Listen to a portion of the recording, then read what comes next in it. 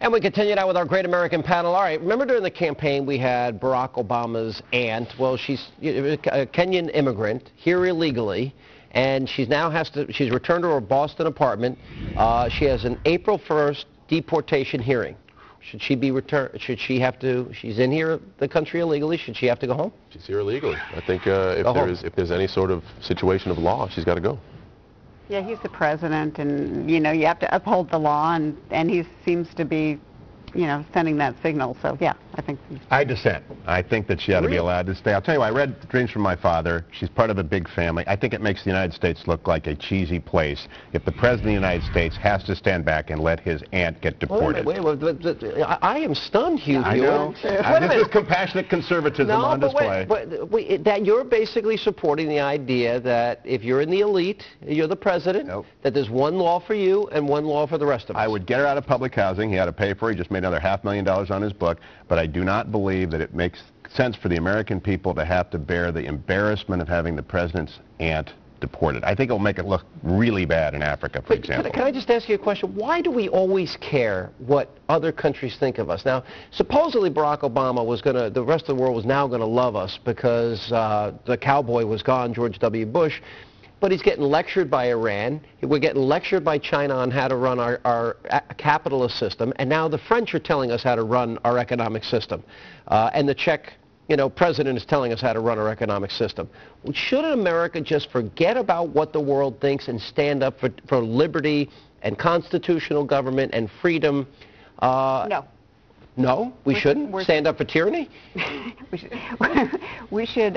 It does matter what other countries think of us because it affects our security. It affects our safety. George Bush did 8 years developing a great relationship with Africa. He's wildly popular there. He did great things for that continent, and I think we want to build on that.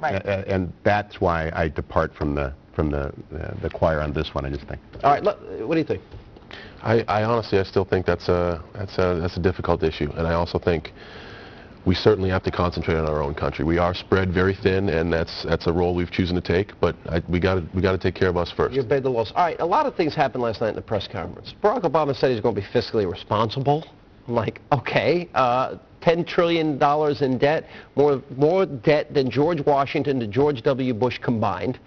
He said, for example, a week after wanting the injured soldiers to pay for their own health care, now he's out there promising, a funding hike for vets. Is that pandering?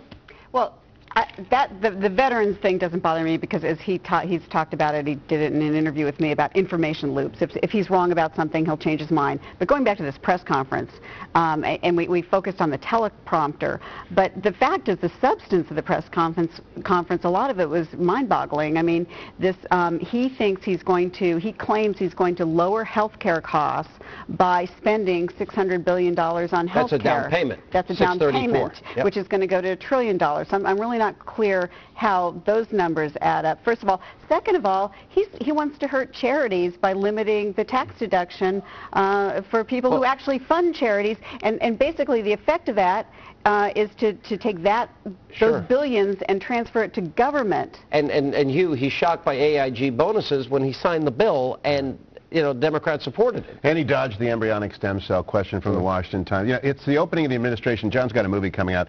If this were a movie, it'd be Heaven's Gate. It has opened very, very badly. He is struggling to get, I think, any kind of a rhythm going, and he's now afraid of the media. He was supposed to be really good. He's not. John, I'm looking forward. Is wrestling real? Wrestling, we at the WWE like to say it's as real as you make it. It's real. Well, your movie's opening in, what, 2,500 theaters? Yeah, we're coming out 12 rounds is our March 27th, and we got 2,500 screens as well as an international release, and we got a heck of a good movie. People are going to enjoy it. I love action movies. I'm going to look forward to seeing it. All right, we'll see. I'm going to take my kids. Thanks, guys, for being with us.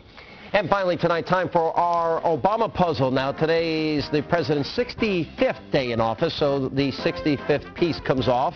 Hugh Hewitt hasn't figured it out yet. We've had a lot of very close answers, but not a completely correct answer yet. I know it's frustrating a lot of you out there. If you think you know the answer, it's really simple. Just log on to the website, foxnews.com/Hannity. Post your answer. You may be first. Also, my website, Hannity.com. And while you're there, by the way, don't forget to send us your Hate Hannity video messages. You like that, Hugh? All you have to do is film your own video, save it to your computer, and then you can upload it on our website and click on the Send Us Your Video link. And tomorrow, by the way, we will be bringing you more Hate Hannity videos, so get those Hate Hannity videos in, and you might make it to air and be a star tomorrow night. And that is all the time we have left this evening. Stay tuned. Greta Van Susteren is coming up next from Mexico. We'll be back here tomorrow night. As always, thank you for being with us. Have a great night. And tonight we are live in beautiful Monterrey, Mexico. Take a look at it. This city is so gorgeous. It's beautiful on the outside, but the inside, terror. You have no idea how bad the violence is here. People are scared to death, and you know what? They have a good reason to be scared. A vicious and deadly drug war is raging here in Mexico, including right here in this beautiful city. The drug cartels have spread its terror to citizens. Members of the Mexican military have been executed, yes, even beheaded. Our U.S. consulate in downtown Monterrey attacked, kidnappings, police gunned down, murdered at home, even out shopping. There are so many murders just this year in Mexico, more than 1,000 killed this year alone. But that's not all. This violence is spreading over the border into the United States. We are getting involved in this war big time. President Obama announcing that he plans to send federal agents to our border to help stem the violence.